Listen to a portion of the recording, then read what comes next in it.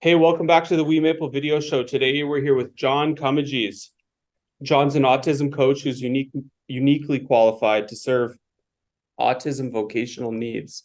Okay, John has 20 years of experience with rehabilitation counseling, 10 years of special education and advanced training in autism spectrum disorder. As defined by Wikipedia, vocational rehabilitation, also abbreviated as VR or VOC rehab, is a process in which enables a person with functional, psychological, developmental, cognitive, and emotional disabilities, impairments, and health disabilities to overcome barriers to accessing, maintaining, or returning employment or other useful occupations. John's here today to share about his story about living with Asperger's syndrome. We'll discuss autism, his work, and a new product called ClickBook, which is an interactive video and writing experience to publish a book on Amazon within 100 days, which John will be one of our first partners on ClickBook. John, thanks so much for taking the time to be on the WeMaple video show. thank you. You're welcome. You're welcome, and thank you. Yeah, so you're based down in Tucson, is that right? I'm retired in Tucson, and what I'm doing is I'm a um, I'm a I'm an advisor to a large, medium-sized and fast and growing fast nonprofit called Happy HAAPE out of Miami. They fund training programs that get people jobs, train them and get people jobs. And also, I'm an advisor to a project at Drexel University in Philadelphia. So pretty much what I'm doing is on the East Coast. Now, before I moved down, before I married my Arizona bride, I was in Northern California and I ran job clubs. I actually started the first online job clubs for high functioning level 1 genius, some of them type autistics. The term Asperger is out of date. Yes, I certainly qualify as an Asperger. I had no language delay. And so I did that for a total of 10 years, six years with 3 different job clubs. We met weekly, and we had a phenomenal placement rate. Pretty much everybody who came on a regular basis got a job of some kind. And I'm trained in vocational rehabilitation. I have a master's degree in vocational rehabilitation. I was also a special ed teacher for about 5 years. And so about 10 years ago, I suspected I was on the spectrum when I was taking a class to get my teaching credential, and discovered that I was similar but not identical to some of the definitions they use for special education. I'm old, look at my gray hair. And I have learned to work around or worked past an awful lot of disabilities. Yeah, and what I'm hearing, you went, 5 or almost 6 decades undiagnosed. That's right. And I could imagine that you may have struggled a great deal throughout your life with undiagnosed Asperger's syndrome. Yeah. Yes, that's very true. And I've done an awful lot of stuff that people highly recommend for people who are like me. I did some acting in college and learned how to get the emotions out. I took sensory motor integration. When I got all done, I could remember a phone number long enough to cross the room and dial it. Couldn't do that before. I finally was able to learn touch typing. I never worked harder in my life than I did for the C I got in typing in high school. Never did learn the keyboard until I did sensory motor integration. But like you say, this was before I knew that I was on the spectrum. I knew I had ADHD, and I knew I had anxiety and depression a decade or two before that. So I've gone from anxiety and depression to ADHD to autism, and seem to have survived it all. I mean, as if people aren't having a hard enough time, they have to call it Asperger's. No, Asperger's is obsolete. Asperger's was in the DSM-4. We're now in the DSM-5. And so what's the distinction between the DSM and then the way that like L1 autism is the DSM, is that rating scale for the Asperger's, and then is the L1 rating scale, is that for autism, or what's the distinction there? Okay, first of all, the DSM is the Diagnostic and Statistical Manual used by the American Psychological Association. And what it is, it's behavioral definitions of psychiatric or developmental disabilities. Okay, so it's the definition. And unfortunately, the definitions, or maybe, I don't know. Anyway, the definitions change. And Asperger's was a thing from about 1990 through about, I don't remember, early 2000s, maybe 2000. I don't remember, it was 2002, 2008. They brought in the DSM-5 and Asperger's went away. It came, it went, it's gone. There's an awful lot of people who still call themselves Asperger's because that's how they were diagnosed. But if you go to a good psychologist nowadays, they will either tell you you're on the autism spectrum, which now incorporates Asperger's, or not. And like I said, the definition changed. I qualify under both. So I'm now a modern, DSM-5 version autistic, and I certainly would have been an Asperger's under DSM-4. Okay, got it. And so would this sort of high functioning form of autism, so this would include people that were previously diagnosed with Asperger's, and then with what I'm hearing, individuals with an ASD level 1, they may have difficulty in understanding things like social cues, or they may struggle in personal relationships. Is that right? Yes. It's a social cognition, social communication problem. So we miss social cues. And it's a social cognition so we miss things, and we may not communicate in a way that's easily or happily received by neurotypicals, by others. And a lot of it is just plain delay. It takes us a while to figure out what somebody's saying, and we tend to think concretely, which is not always bad, but it gives us a different point of view. Got that. And so, what was there a turning point for you specifically, John, where you were motivated or something prompted you to get diagnosed? Yes. Yeah. I wanted to join ASAN. I wanted to join the Association for Autism Self-Advocates, and you had to have a diagnosis to get in. And I really wanted to know more about it. I didn't really need another diagnosis for any practical reason. I just wanted to know, and I wanted to join the self-advocates, and I needed a diagnosis to do that. So I paid my $800 and went out and got a diagnosis. And it was sobering. It was, not the happiest. It wasn't the worst day in my life, but it wasn't the happiest either. Well, I want to join the women's swim team, and that wasn't the happiest for my dad either. Growing up with Asperger's, John, what was one of the hardest obstacles that you had to overcome while you were in school? You mean besides algebra? That's hard for anyone. Like, why are we learning this? Hey, let's learn this one thing that you'll never use in life. Don't worry about the financial system or interest or banks or anything to do with a mortgage or love and relationships and values. But algebra, key. Right. It kept me out of the University of California.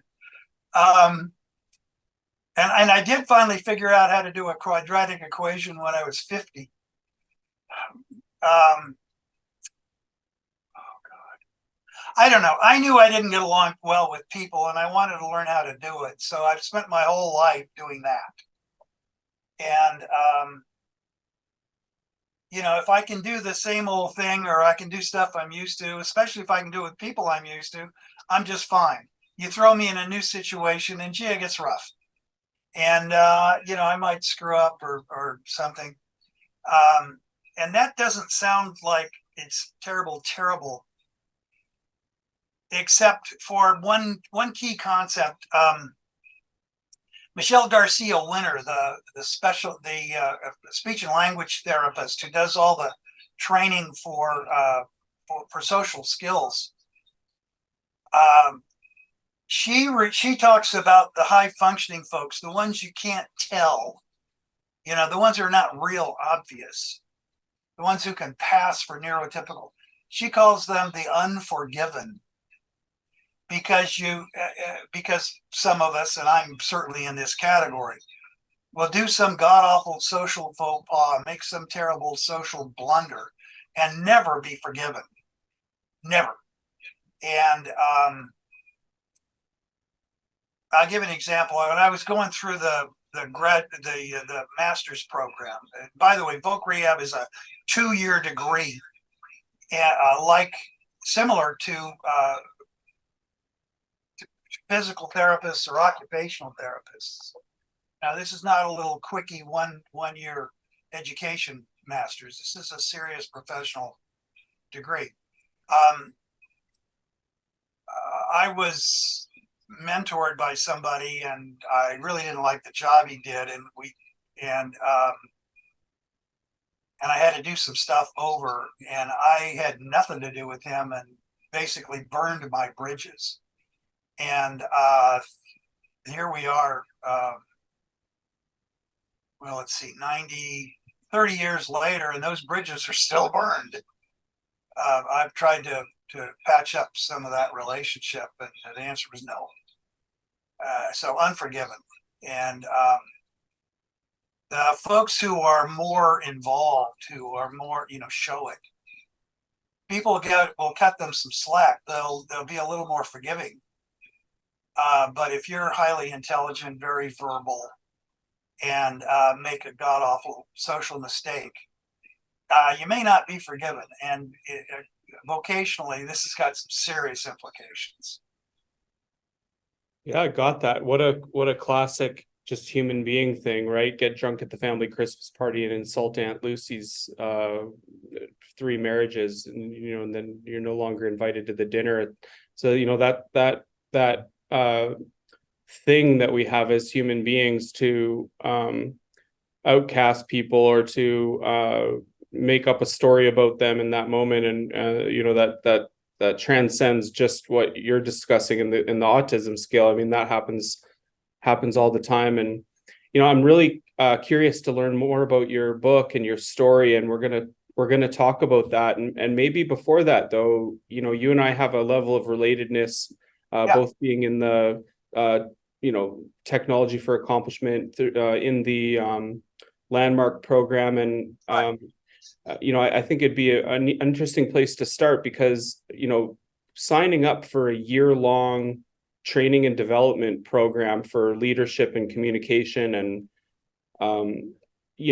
that's nuts to do on a good day, let alone someone acknowledge your age, and then also your new diagnosed what can be considered a disability, or also like rock star, good at particular things beyond what ordinary human potential can reach. What I understand about certain parts of being on the scale that you're on, you do unlock some superpowers for focus and ability to solve problems and these types of, we'll talk more about that. But I am curious, with your age and with your diagnosis, what prompted you to say, yeah, I do want to sign up for what's known as one of the most elite and profound leadership and development programs on earth?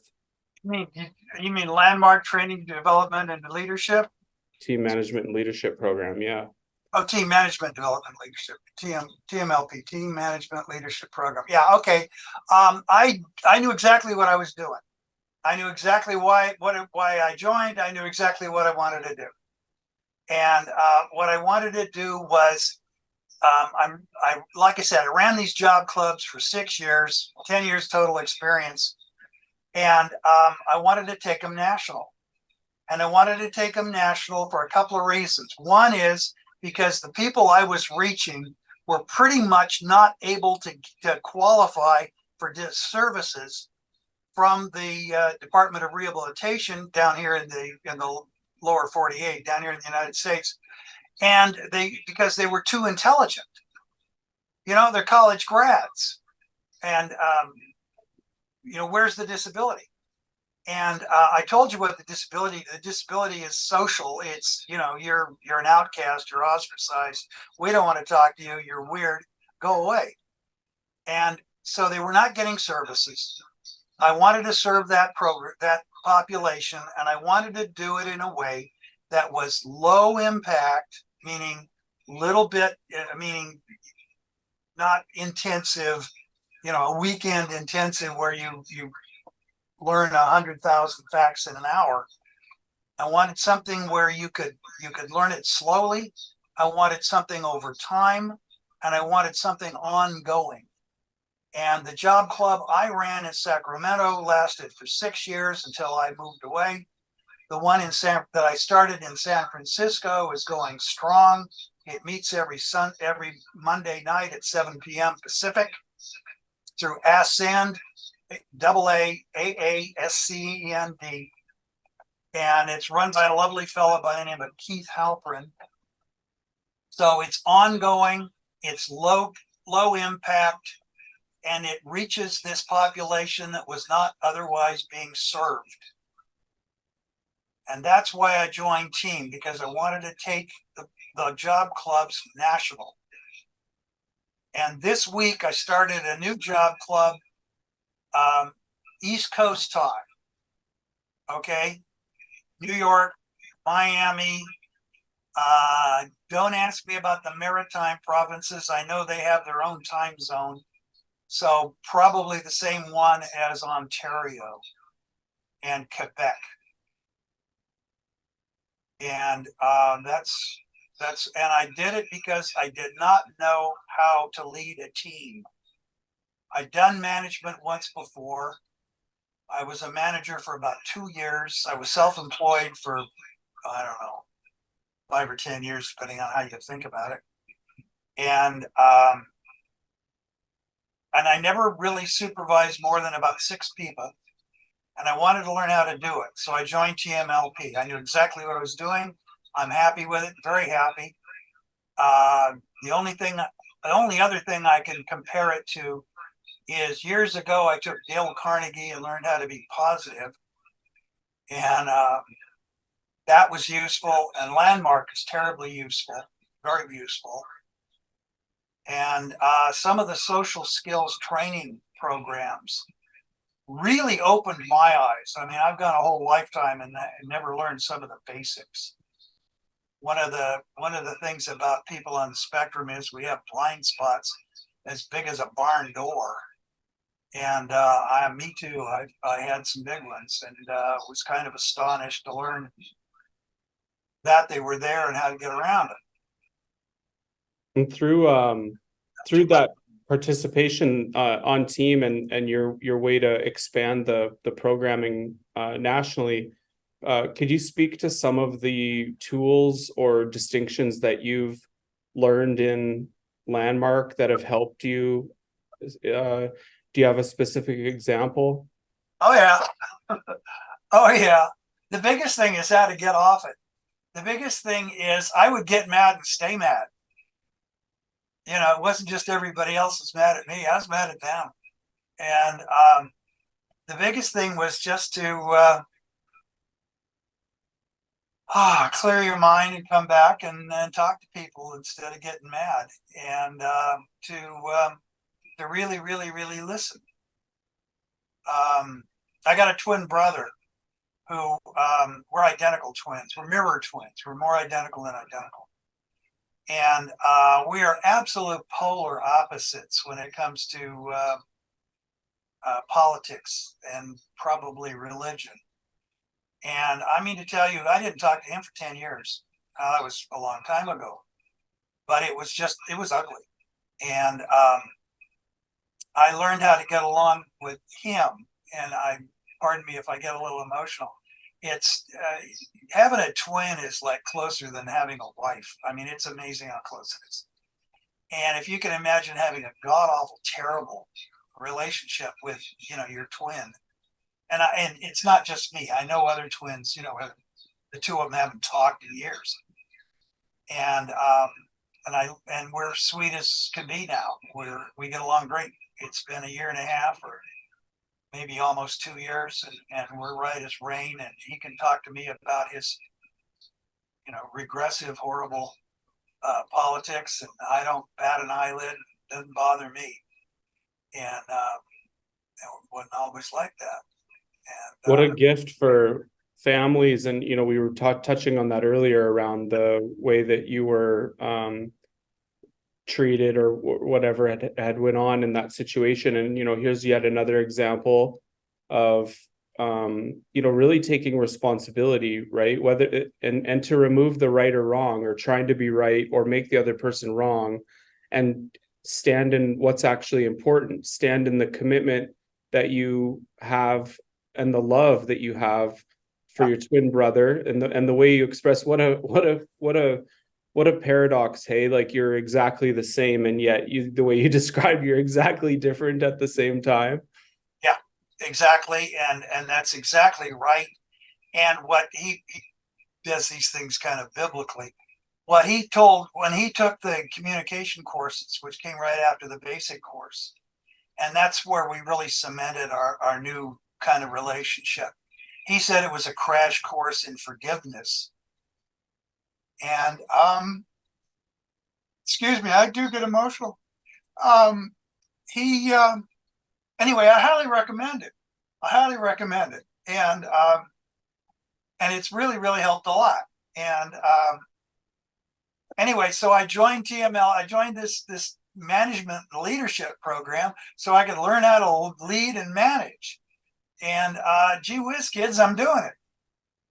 I'm doing it. It's happening.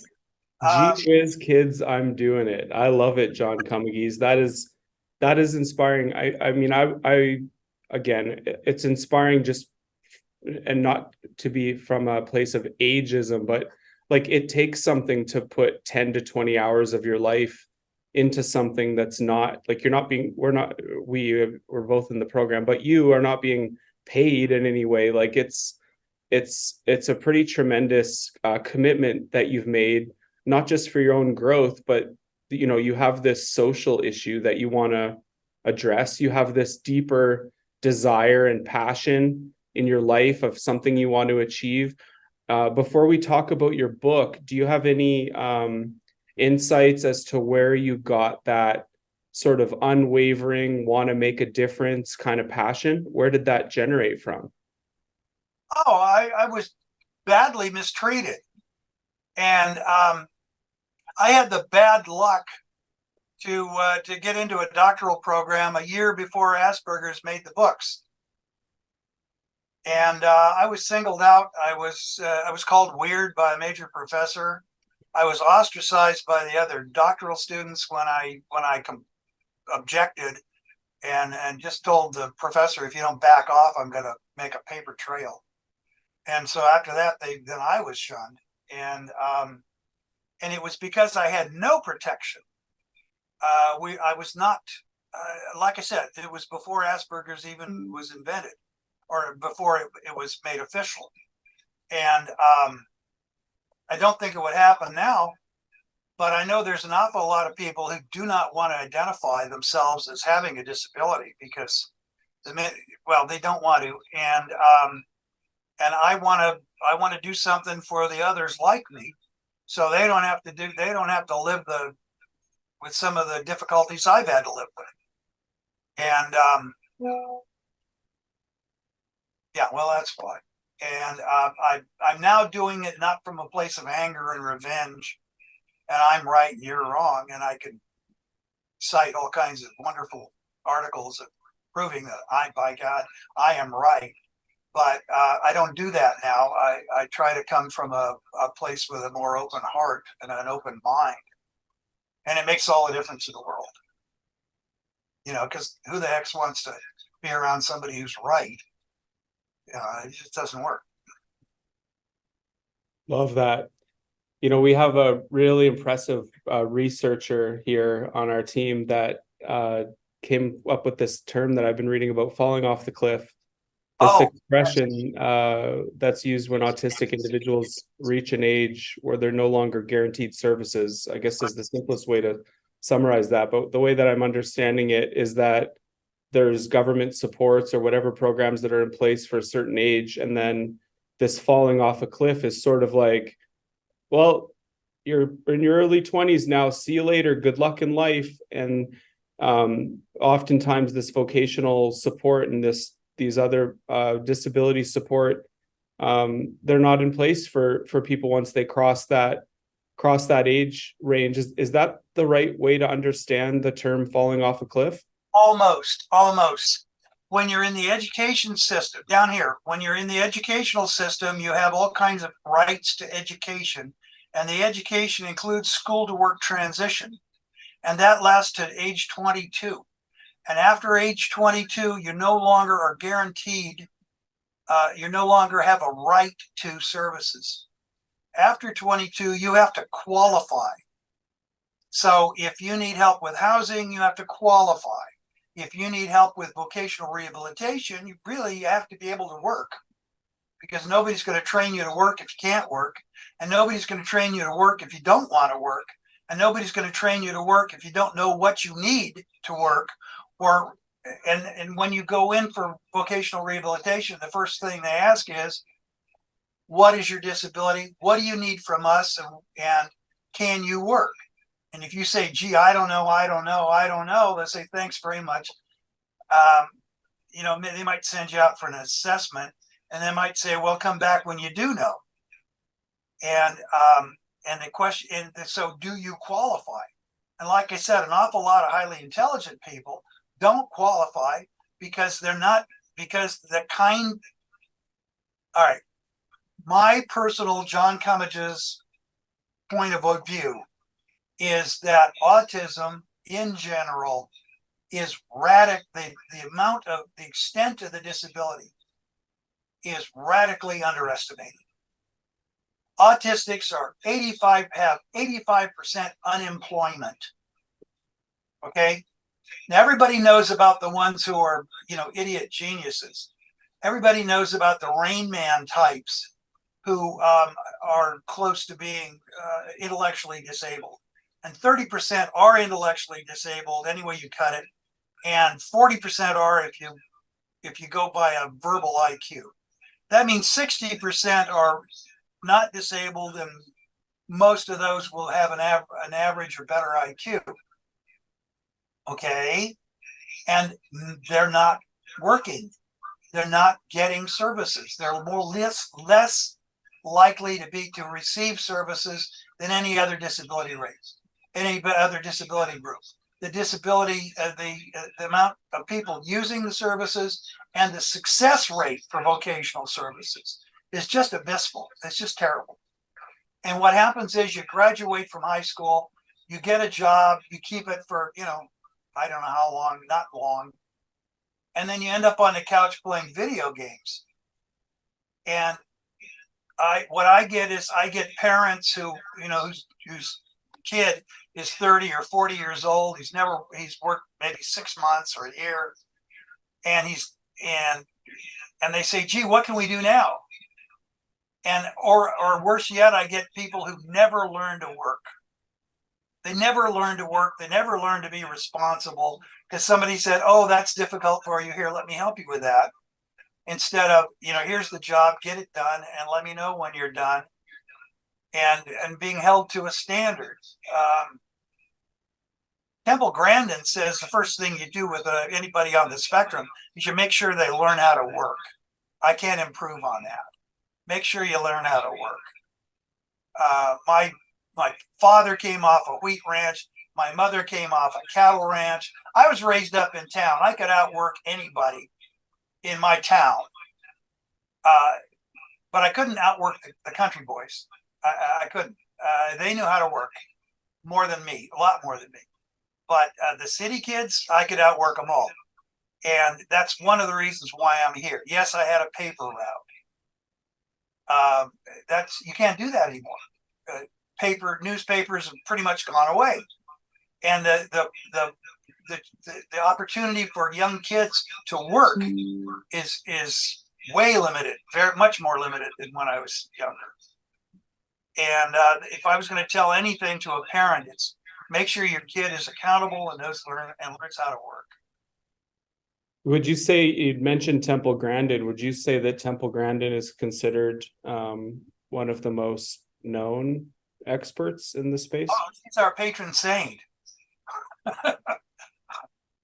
She's our patron saint. She's our spokesperson. Now, she doesn't get it all right. I mean, I have very little visualization. I learned how to visualize. I process stuff auditorily. I sort, alphabets and sounds and words by the sound of it. And I finally learned how to visualize things like she does, or at least at all, by visualizing by hearing a drippy faucet. And if I heard the drippy faucet, I got to where I could see the drippy faucet. But I had to start with the sound. So it's not all perfect. She doesn't speak for absolutely everybody. Her first book was about, thinking in pictures. Not everybody does that. There's wild individual differences.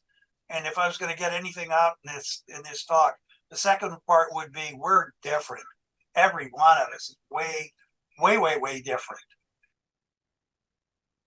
Yeah, got that. And it's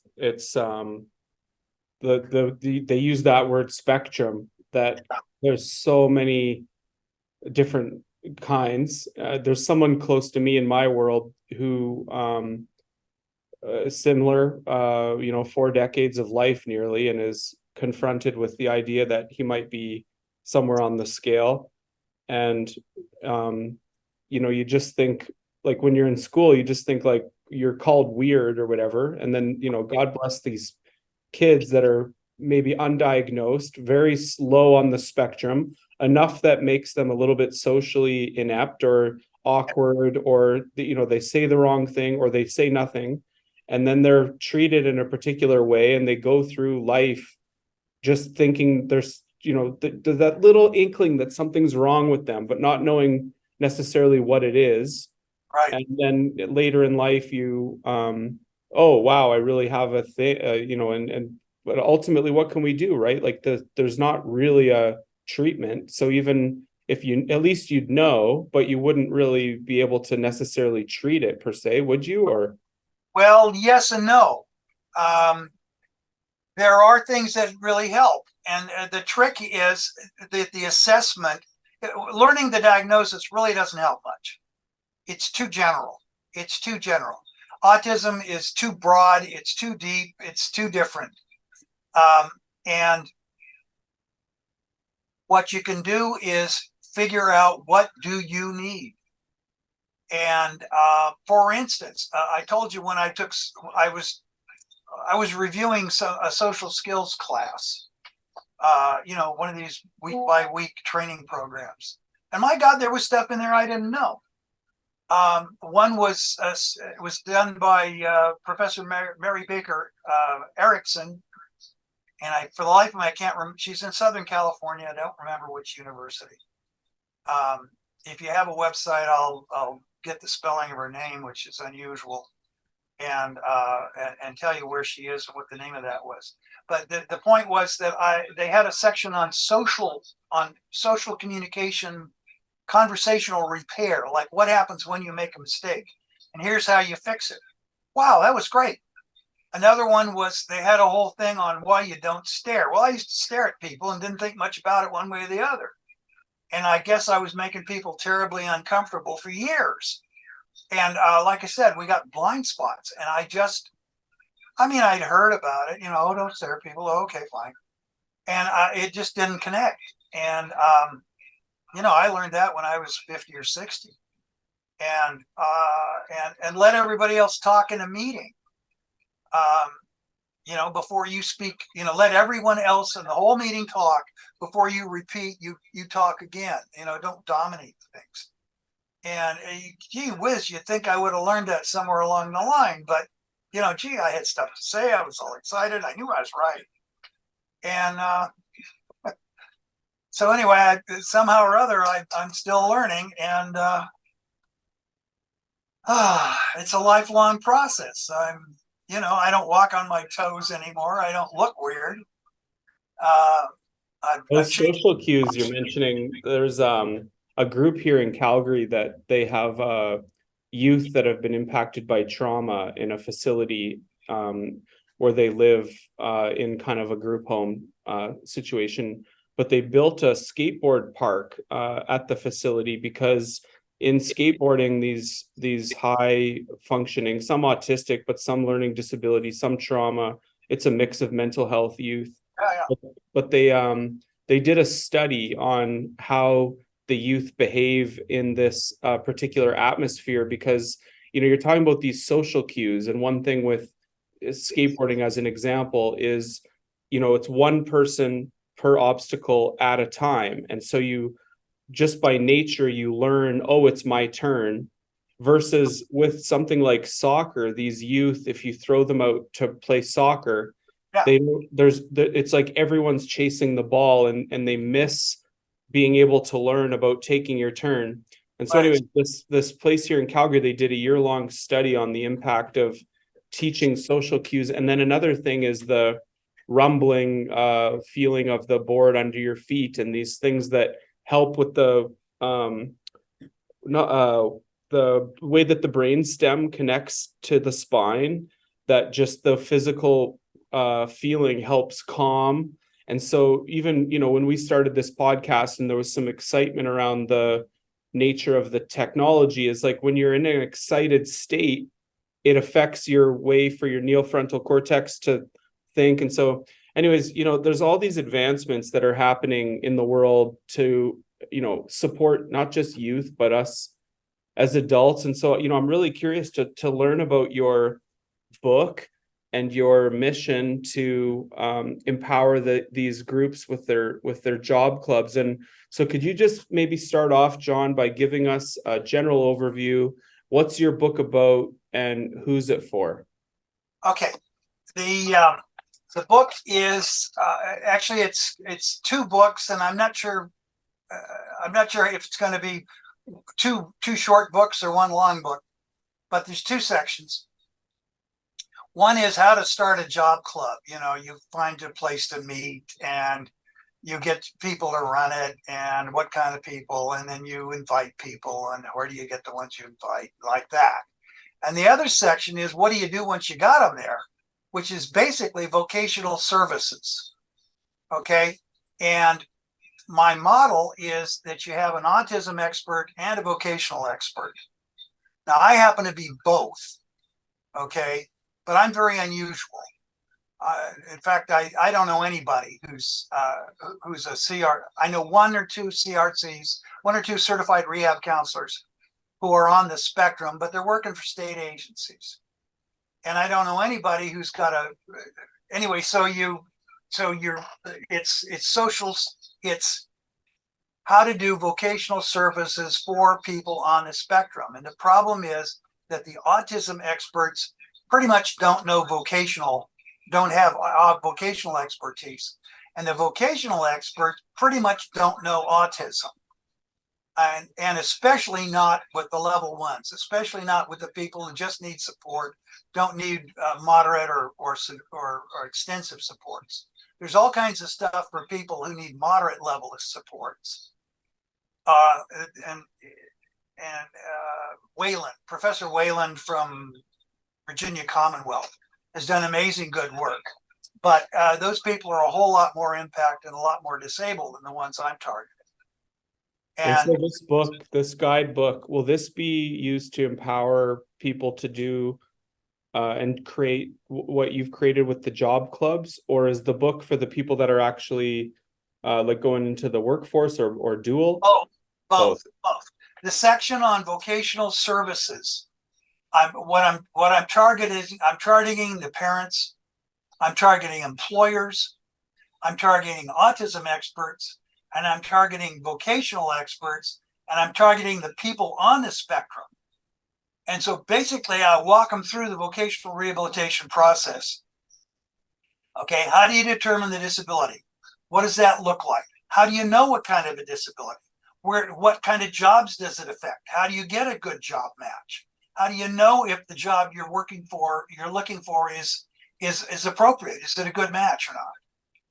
Then once you do that, it's get ready for the job. That's pretty straightforward. You practice interviews, you network, that sort of thing. And then when it comes time to get on to go and onboard, they call it, when it comes time to get the job and stay on the job, you're going to need supports. You're going to need you're going to need peer support, people who can tell you, hey, John, there's a meeting in 20 minutes. Or, gee, did you understand what the boss just said? And maybe people, mentors, and people above a level or two in the organization above you, who can kind of look out for you and make sure you don't get sidelined or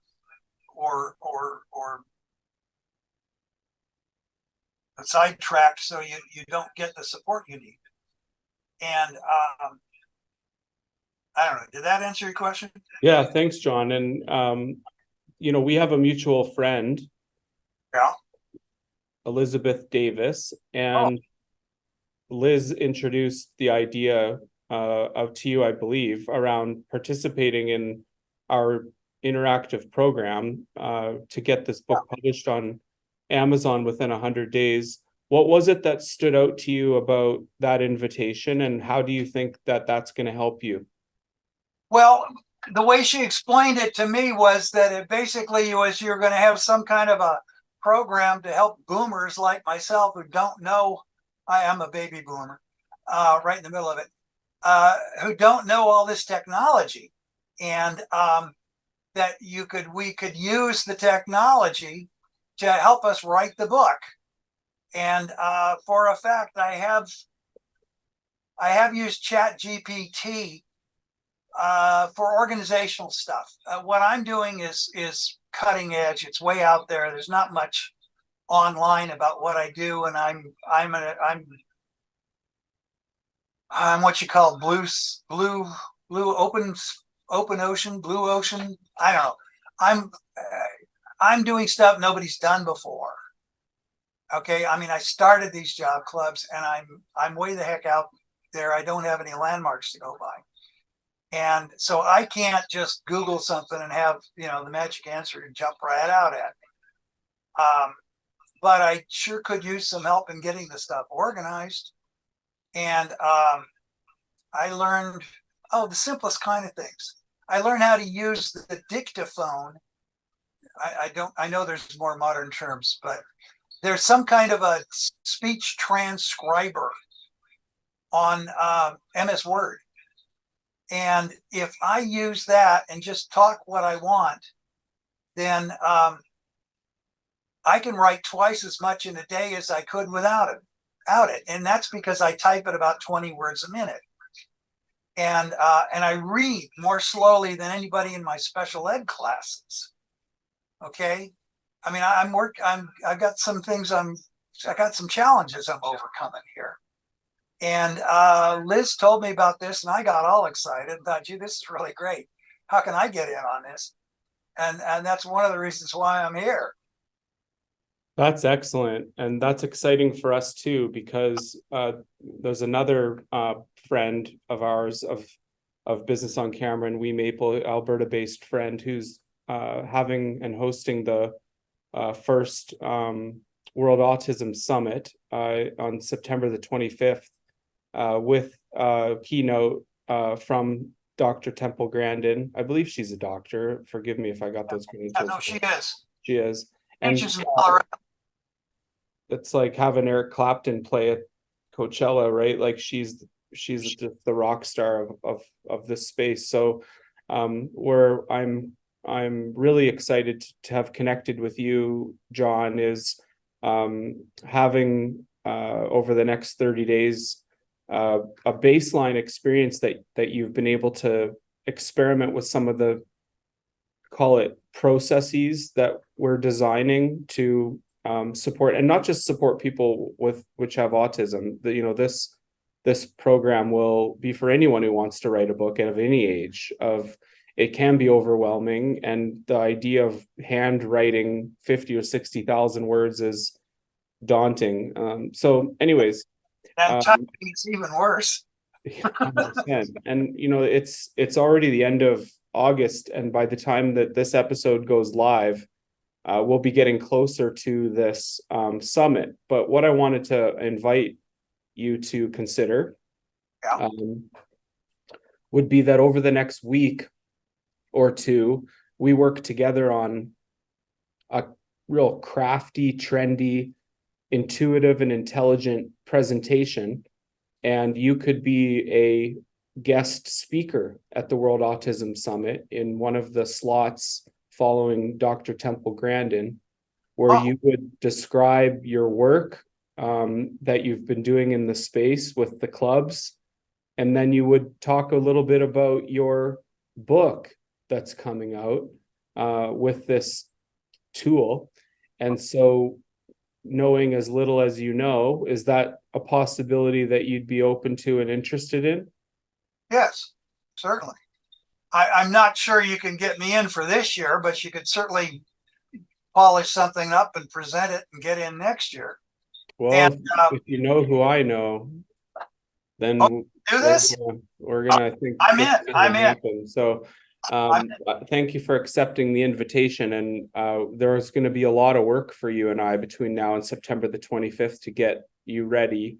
Well, there's always that shred of possibility that doesn't work out this year, but I'm going to stick with the optimism that this is going to fly.